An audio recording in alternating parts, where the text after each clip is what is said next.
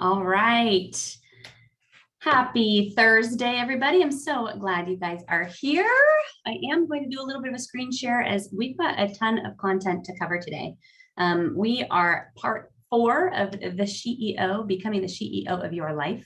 We're going to be talking about resiliency. We're going to be talking about how to avoid burnout and all of the traits that we've already talked about in previous webinars and how that all ties in together. Let's recap just a little bit and then I'll kind of start diving in. We have covered how to build and exercise courage, how to exercise confidence and build confidence, how to incorporate self-care into your personal life and into your business as well. We've discussed how to prioritize and perfect your perfect daily schedule and what for your life and the season that you're in. Last time, a little over a month ago now, we got to chat with my good friend and special guest, Christy Campbell, the owner of Fit Me Nutrition and Coaching. And we talked a lot about why you don't have to wait to feel good and how to prioritize and what tactical advice that she had in regards to really getting your life, and your health in order and what works for you in the season that you're in. So let's start here with a little screen share because I've got a lot to share with you guys. Now, please. There we go. Nope. Yep. There we go. All right, guys. So this is a big topic. Us as moms, us as women, us as business owners, us as employees, us as people in this world, man, there's shit thrown at us every single day. And I know, and you can raise your hand if you've also felt like I am burnt the fuck out. Has anybody ever felt that? Because every single one of us gets to that point, and every single one of us deals with these same emotions and these feelings and dealing with all of the crap that's thrown at us every single day. So I want you to know that you're in the right place. If you've ever felt any of these things, overwhelm, anxiety, frustration, like you're being judged, like you're ashamed of a thought or an action, like you just cannot seem to get your shit together, like you maybe aren't even measuring up to other women, right? We have this tendency of comparing ourselves constantly, and we'll dig into that in a little bit. Conversely, it's also okay if you feel like you're productive AF, if you're organized, if you're thoughtful and caring, like you're a good wife or a good mother or both. And maybe you already know exactly what you're put on this earth to do and what you're here for. And just maybe that you think and you know deep down that you know that you can do more, that you can be better, that you can be more, and you can accomplish more if you just had some more damn time in your day. Anybody else feel that way? And it's okay to have this dichotomy of emotions and so many things that we go through and feeling into those things. So if you felt any of those before, you're in the right place. This is the CEO webinar, girl. So who am I? A little recap for anybody who doesn't know, of course. I'm Rachael Novak, team leader and co-owner of the Novak team at Real Brokerage. I'm a top 1% agent in my market and nationally as well. I'm a wife to a very busy CEO and alpha husband, and a mom to 3 beautiful kids and 2 adorable dogs. I'm kind of obsessed with fitness and nutrition. I'm also obviously a businesswoman. I run my business and several others. I'm a big hugger, and I am what I have dubbed as the CEO. I am somebody who absolutely thrives on helping others and coaching others and training others and being vulnerable and having deep, real conversations. I don't like small talk. I love digging into real shit. I also swear like a sailor, if you haven't noticed, and I hug like Olaf. Yes, Olaf, the snowman. So let's talk about what resiliency is, because we can look up the term, and I'm going to show you the term, of course. But resiliency is the capacity to recover quickly from difficulties, or known as toughness. Resiliency can be known as toughness. So what does this comprise of? Because there's 3 main concepts, and I think, I'm going to allude to this again, because each of my webinars, we have 3 concepts, and then we typically have 3 points within those concepts to give you tactics and strategies to build those things into your life. So the 3 concepts that I've got for you today: number 1, emotional intelligence. Number 2 is the ability to identify and deal with difficulties or identify difficulties as themselves.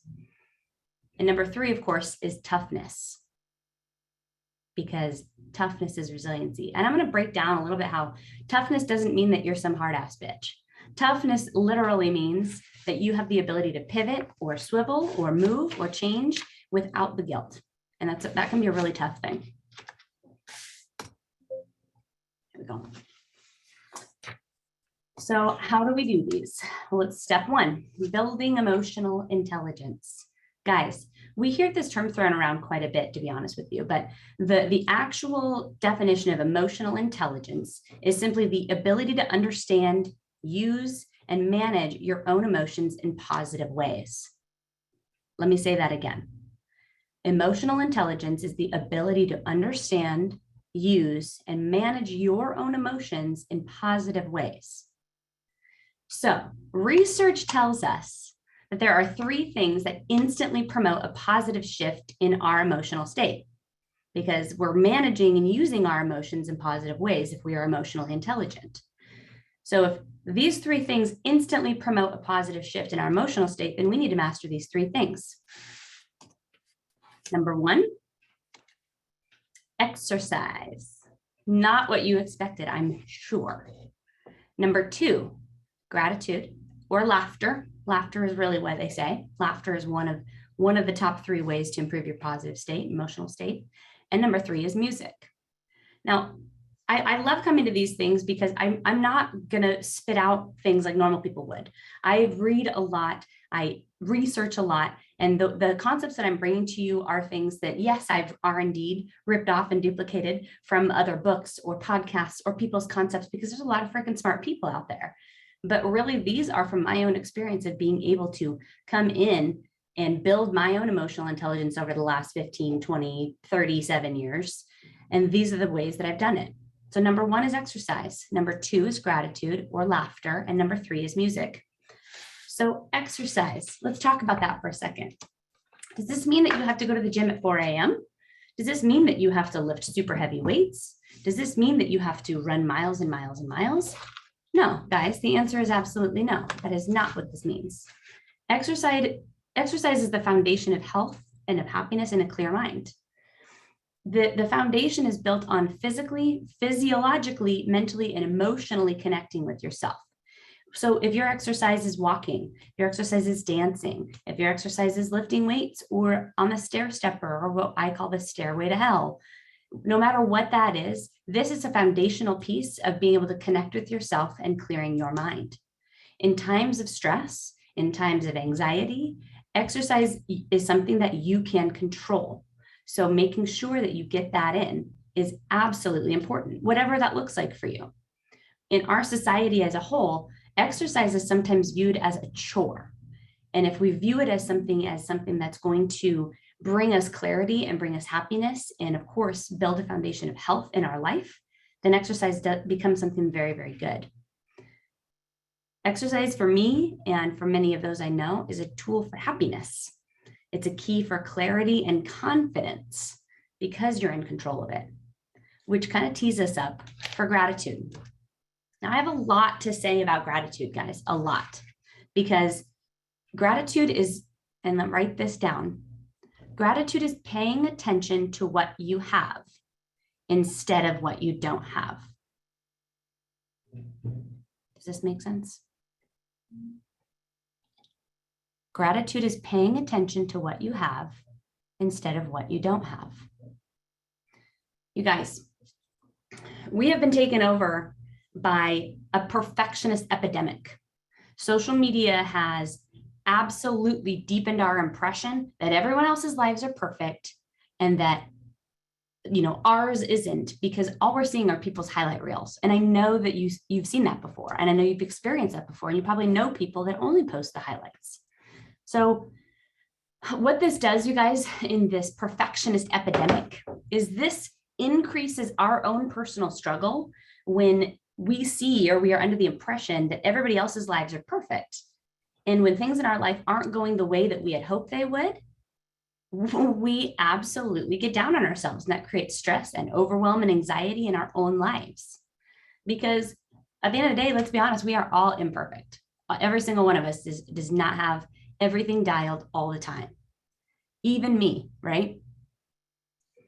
So the more vulnerable that we can be with others, whether it's at work, whether it's with each other, right, in this CEO environment, or other people that you're connected to, your friends, your family, people that you relate with, the more vulnerable that we can be with each other, the more we open ourselves up to joy through that meaningful connection. So for me, I love being silly. I love dancing. I love joking around. I love putting myself into situations that it's a little self-deprecating. I like making a little bit of a fool of myself sometimes, especially at social gatherings or at work, or even sometimes with clients, depending on the client. When you have the vulnerability to make fun of yourself, it is really hard to judge other people.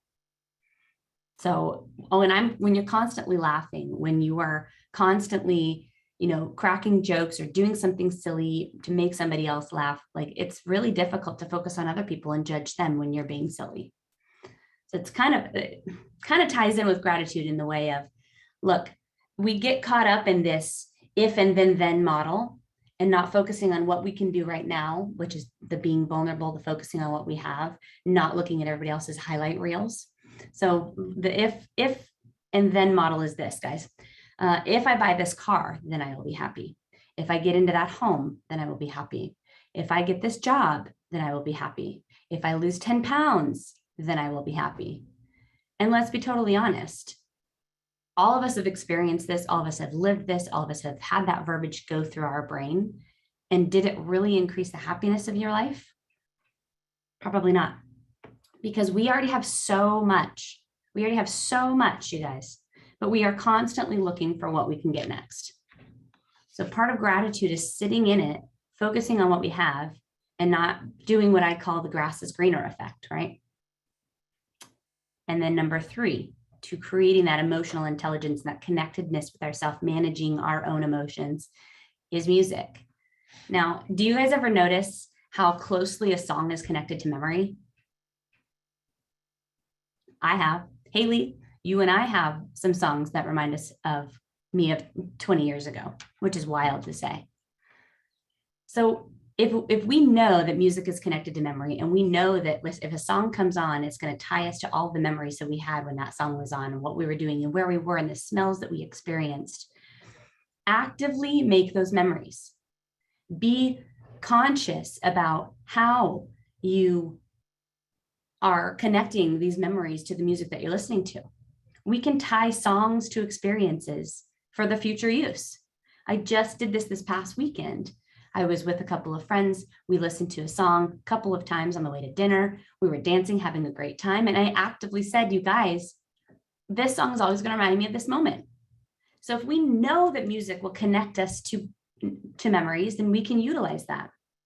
Invest in those future memories by replacing old memories with new memories.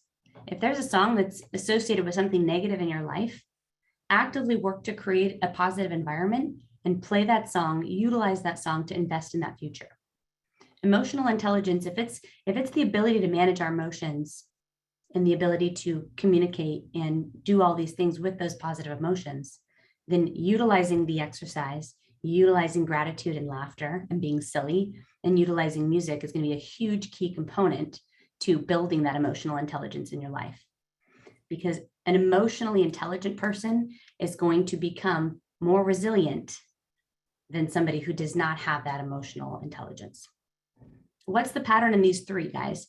Pattern is presence, because what you focus on will manifest.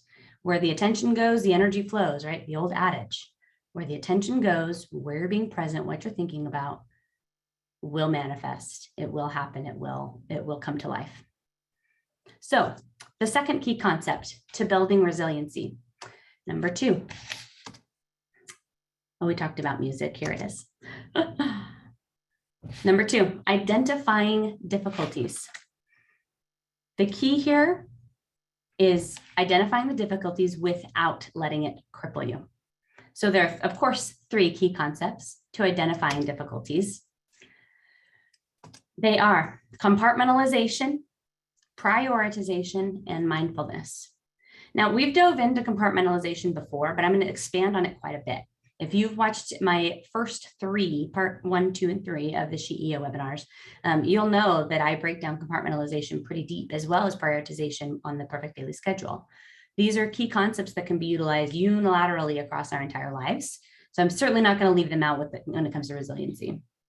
Now, when faced with super heavy emotions, maybe there's something traumatic.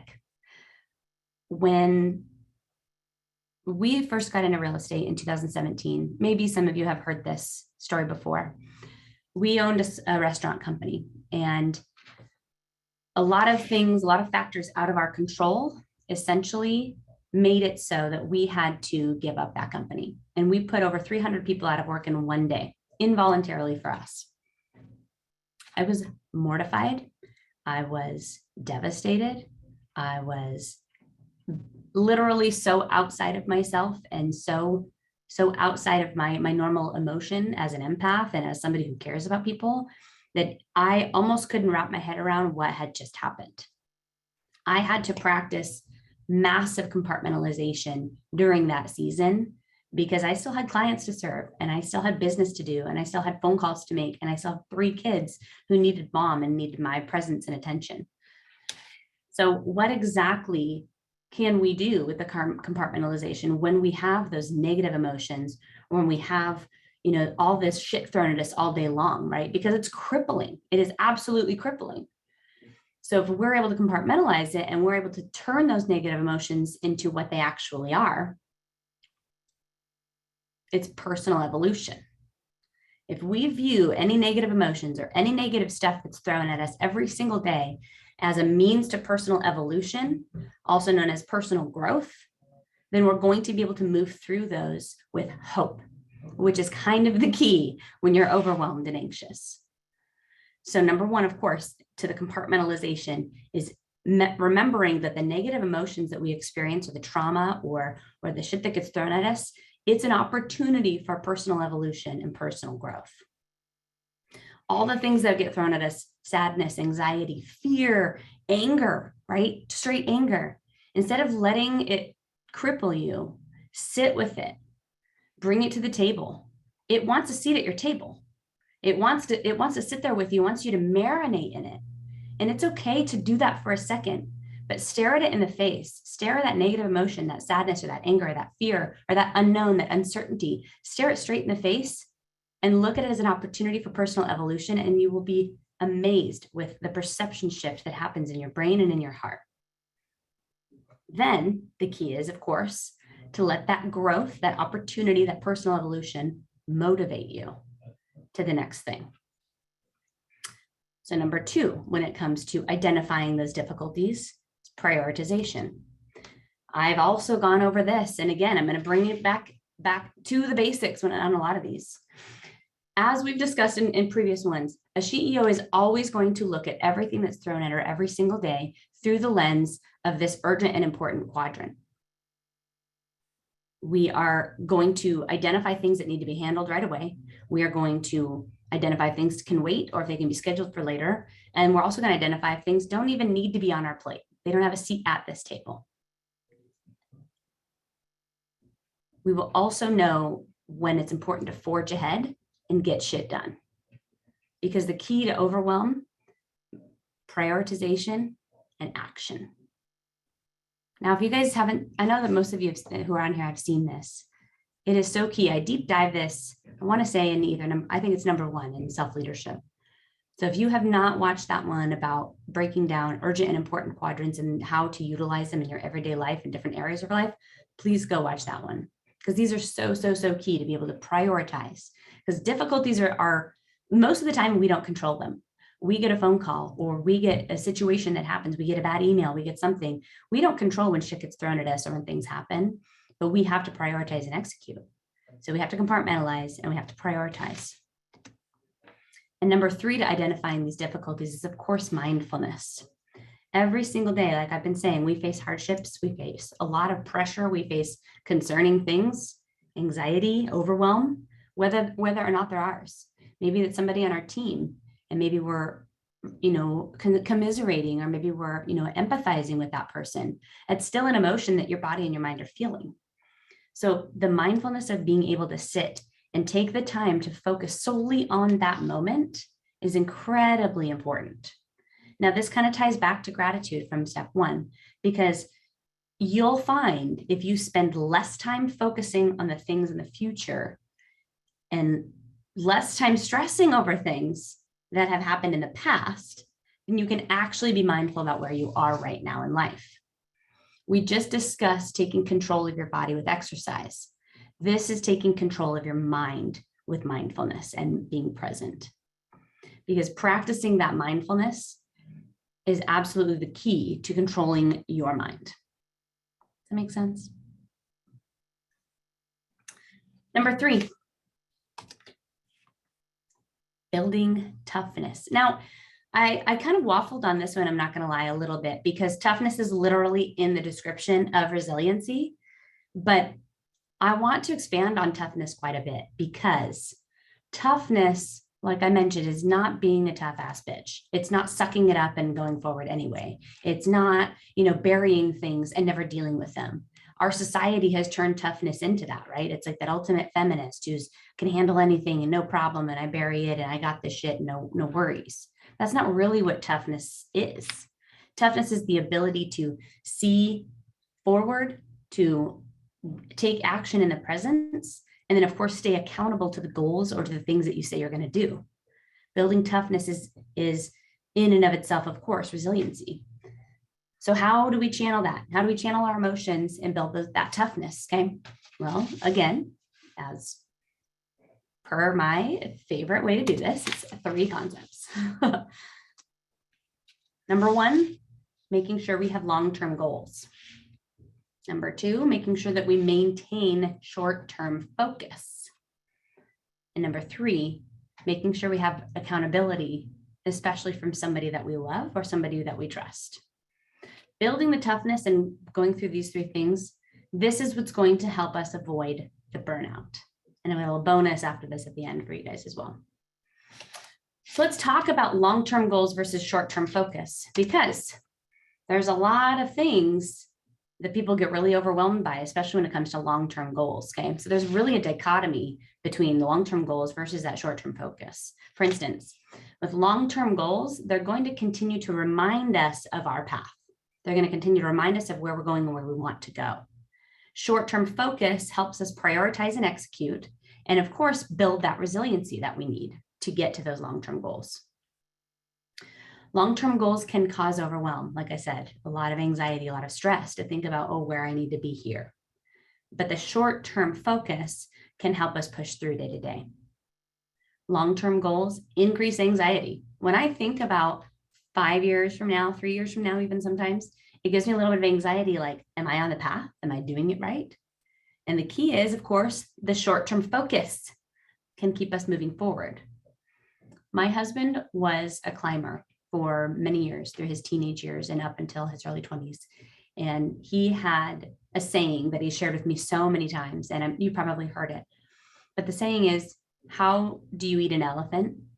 One bite at a time.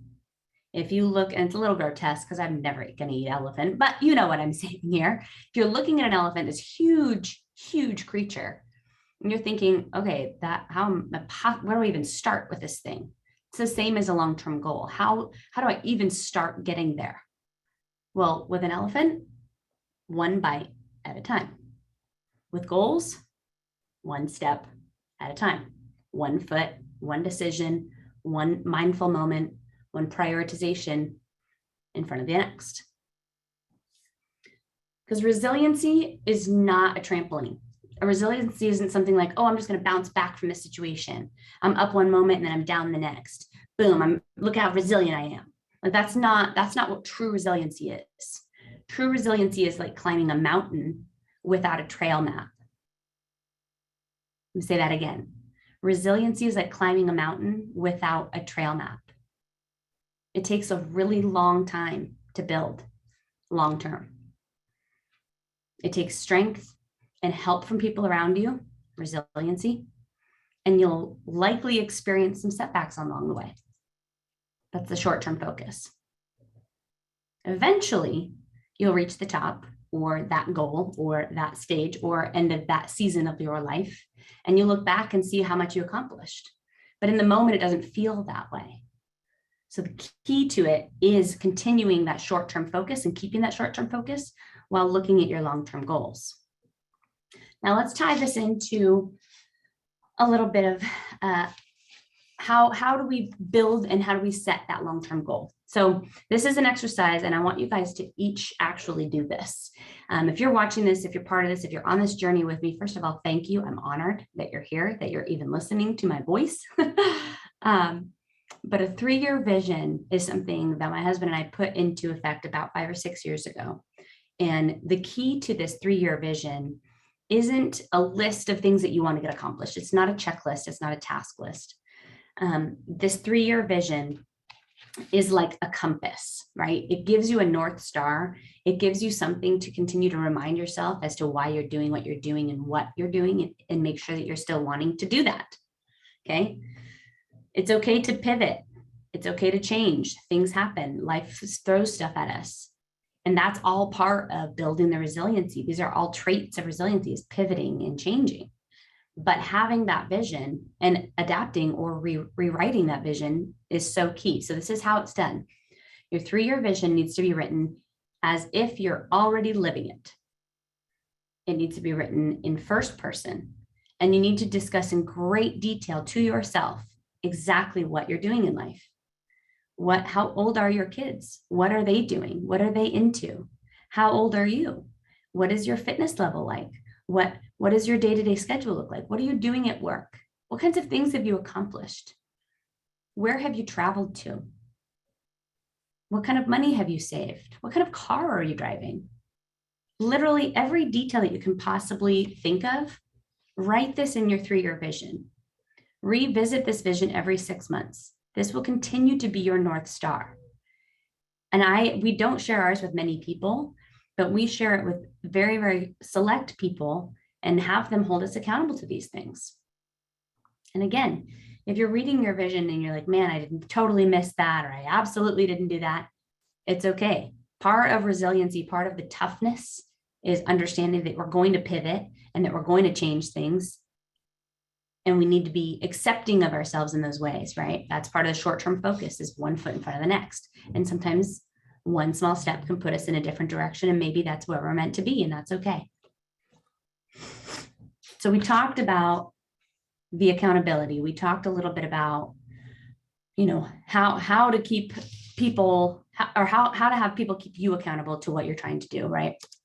I've talked a lot about accountability, and I've talked a lot about the long-term and the short-term focus.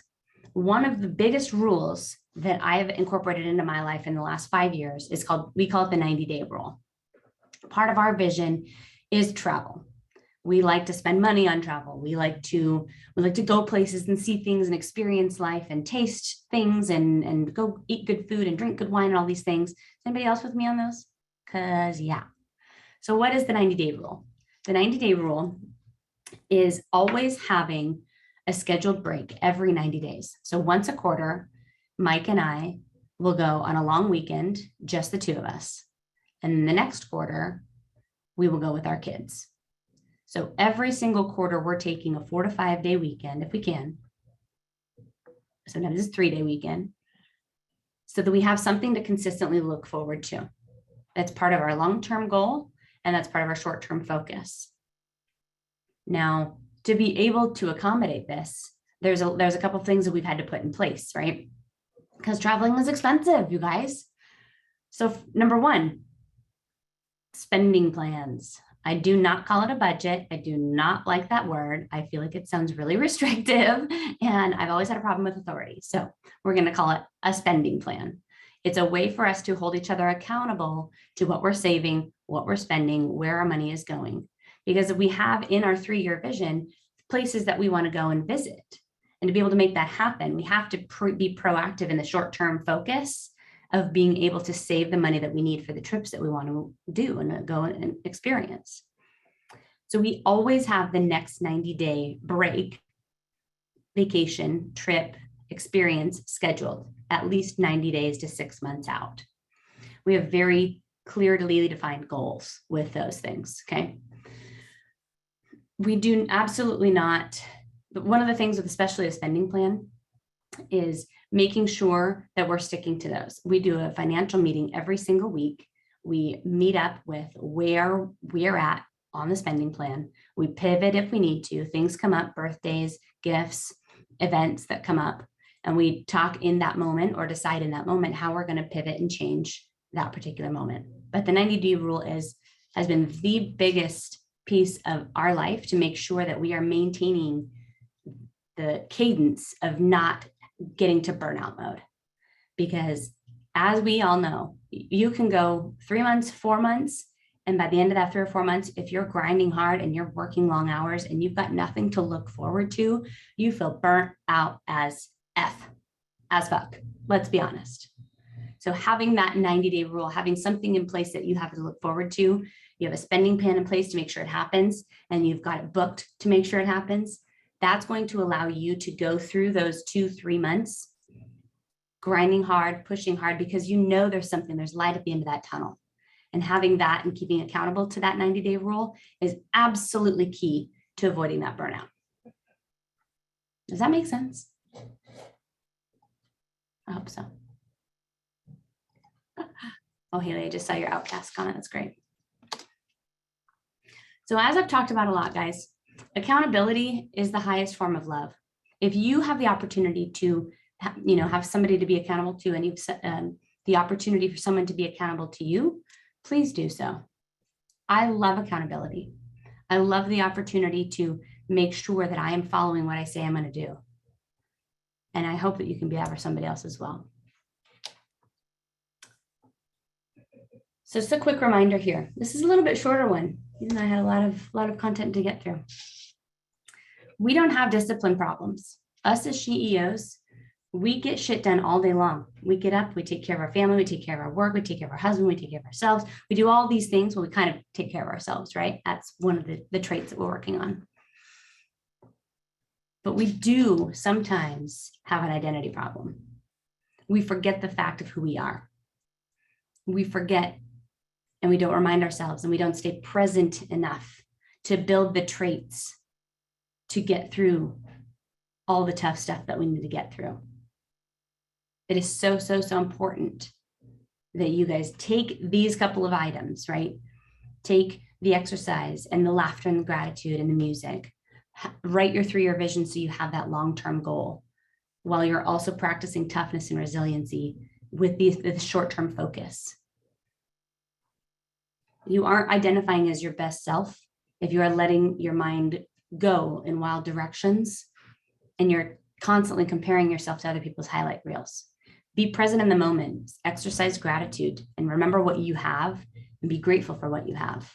And if you don't have something that you want, time to go work for it. Put that spending plan in place. Follow the 90-day rule.